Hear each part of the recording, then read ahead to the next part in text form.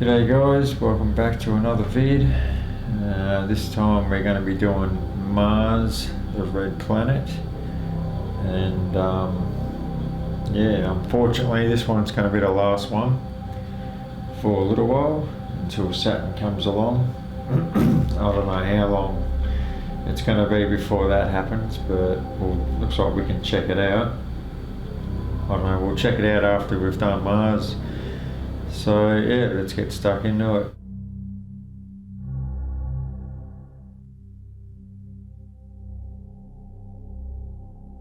I have been really enjoying these. These have been looking pretty cool.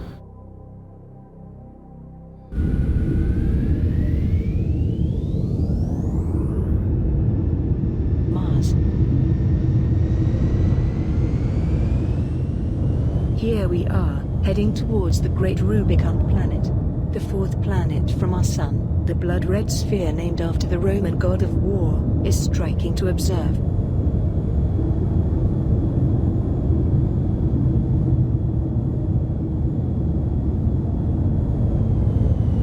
We begin our Martian tour by first visiting its two moons, Phobos, and its smaller counterpart Deimos, which were named after the sons of the Greek god of war, panic and fear.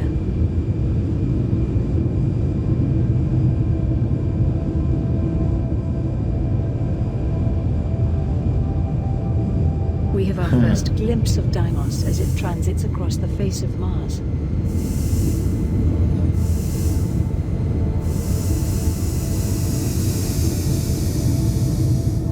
Deimos is the smaller of the two brother moons.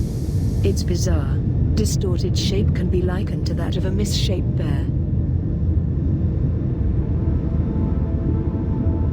It is thought that this strange shape is due to the fact that being so small, it does not possess enough gravity to mold itself into a sphere.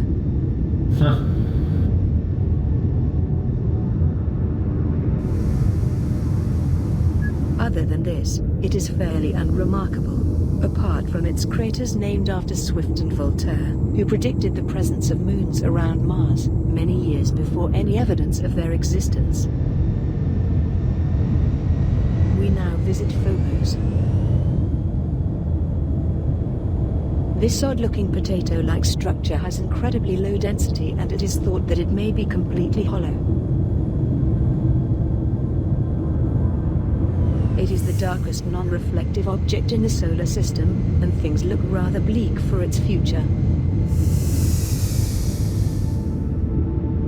It is orbiting ever closer to its namesake father, and is predicted to hurtle into it in about 50 million years, give or take.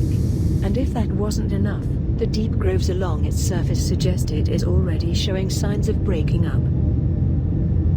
This looks like an asteroid. I was going to say before, I love the speed. Closer inspection of Phobos shows that it is something missing. There is a large chunk that is no longer there on this tiny moon, which is only 11 miles across, and it is thought to have broken away on impact with some larger object.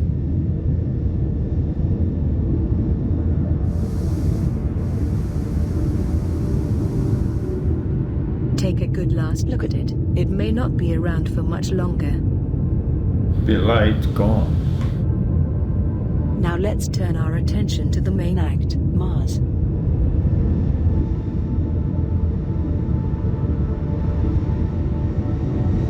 First impression shows a largely smooth surface covering most of the northern region. The southern region does, however, contain craters and highlands, and we shall visit this area first.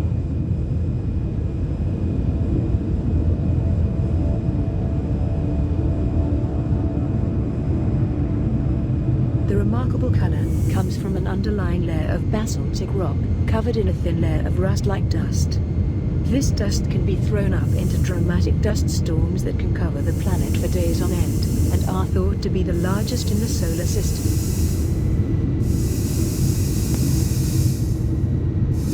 Our first port of call will be an enormous crater, thought to be over 3.5 billion years old, Gale crater.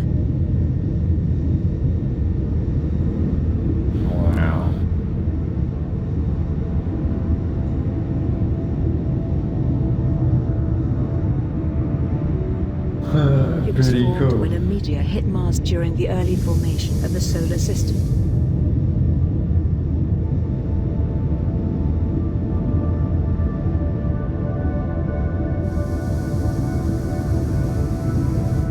Cool.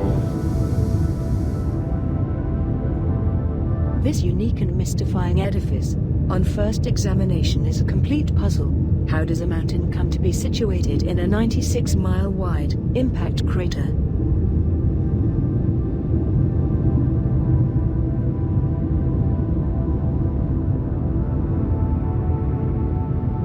The answer is in fact fairly simple. Sediments are believed to have formed within this vast crater, and then the fierce and relentless Martian wind carved these sediments into a 3-mile-high mountain-like structure.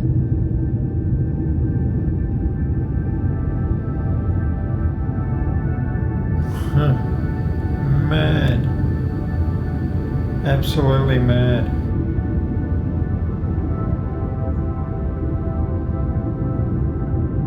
The Mars rover Curiosity, which landed in 2012 and has since explored this crater in detail, has confirmed a long-held belief that water had indeed filled this huge crater.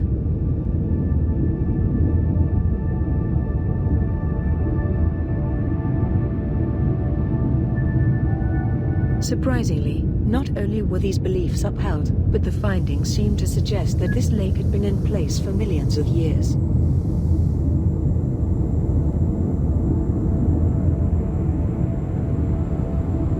The rover also discovered that the mountain has a clay mineral base, with the higher levels containing sulfur and oxygen.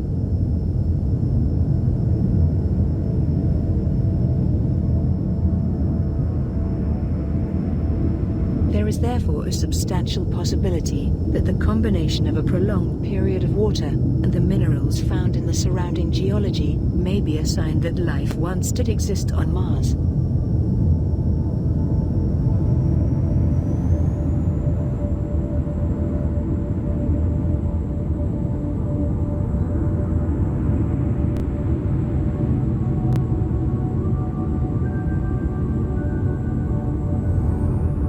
Let's leave Gale behind for now.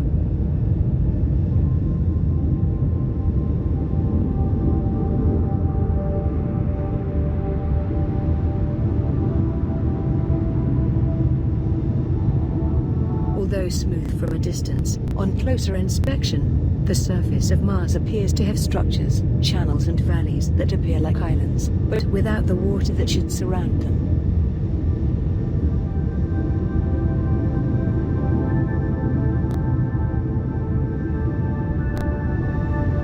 This water is thought to have been present at one time, heated by volcanoes and forced up through the surface. Now long gone, the atmosphere too thin to support water, the constructions that they once formed and forged their way through stand low. At the polar caps of the planet, we can see patches of white. These are layers of water ice that have melted and reformed, and are now covered in a veil of dry ice, or frozen carbon dioxide, striking against the crimson background.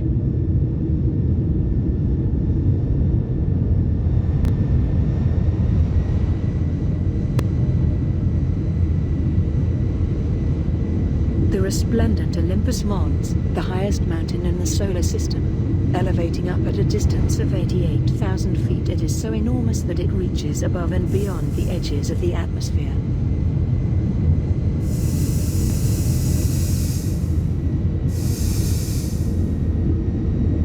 The craters and pits that are part of this extraordinary structure are formed by the lava that erupted up from its 53-mile-across caldera. Although it has been dormant for a long time, it is thought that it may once again surprise, and once more explode spectacularly. Imagine that. Not only is Mars geographically closest to Earth, it also shares similarities in length of day, just 40 minutes longer, and the division of seasons. However, the winter and summers of Mars have a much wider range of temperatures attributed to them than those of Earth.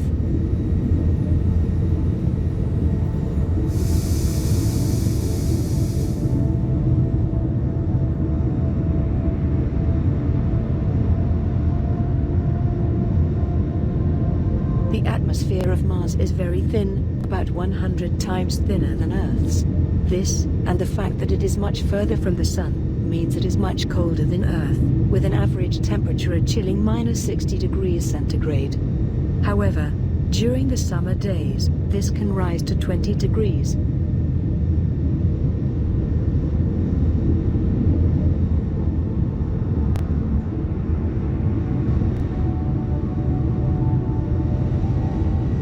Absolutely awesome. So you wouldn't want to live here.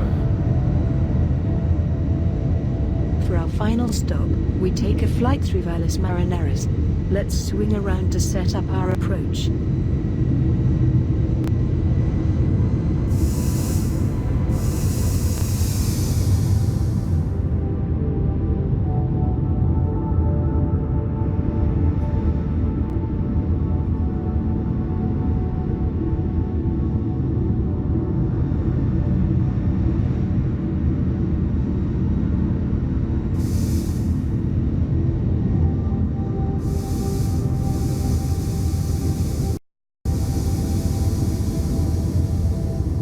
Marineris is another example of a striking structure that we can see on the iron-like surface of Mars.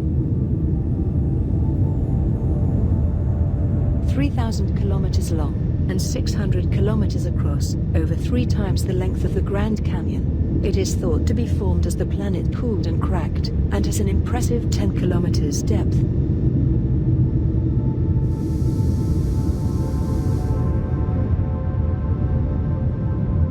With most of the canyon currently in darkness, we are only flying a western limb. In total, it spans an imposing fifth of the circumference of the surface of this planet. Far out.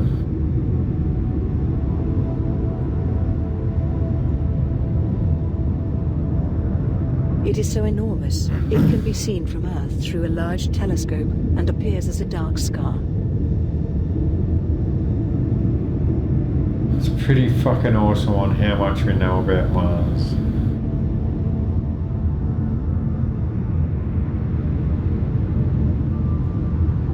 Its name is taken from NASA's Mariner 9 spacecraft, which was the first satellite to orbit another planet, in 1972.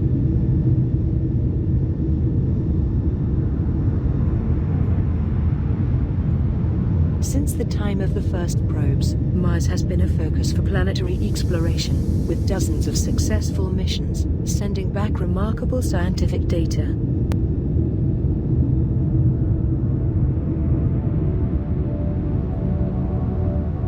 The future exploration of Mars may see man's first landing on another planet, possibly sometime in the next decade.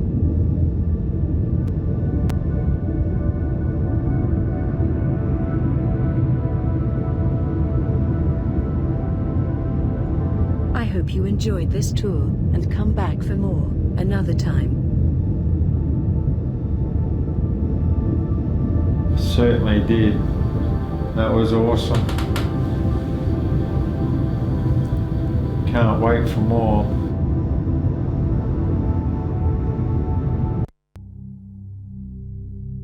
Absolutely awesome.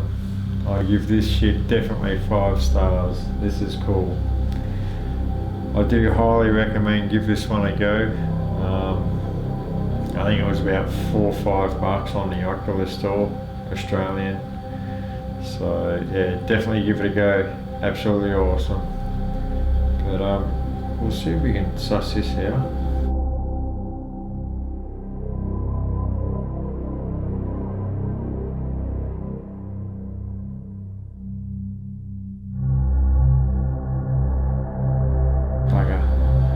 Oh, cool. That's a shame.